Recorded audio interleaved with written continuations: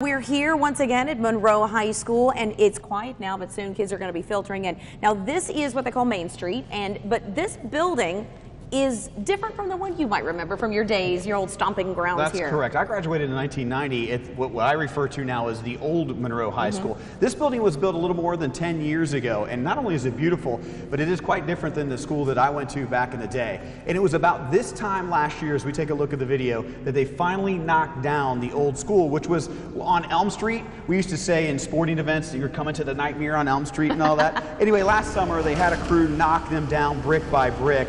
That school stood for more than 100 years. It was originally, the first part of the wing was built in 1912. Each brick, you could say, could represent a student that was impacted by the hundreds of teachers and staff over the years. And now that space is green space, which is just down the road here in Monroe. And Catherine, here's a couple of the bricks from that old school. And it's interesting, there was two additions to that school. This brick is from the 1950s edition. I think they started it in the late 40s, and then that edition, which we called the new wing back in the day, was part of that brick. But you the can 50s distinctly, was the new wing. That's right. Nice. This brick literally dates back to the early 1900s, 1912, 1914s when they started construction. And it was the largest building on the hill right off of Cincinnati-Dayton Road. And it was really often the first thing that many people saw when they came into Monroe at the time.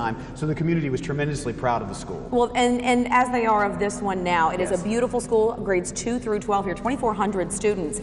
And coming up in just a little bit, we're going to be joined by some of those students. In fact, some who added to this trophy case that they got back here in the Hall of Champions. So stay with us here live on Good Morning Tri-State as we go back to school from Monroe High School coming up in just a bit. Tamika?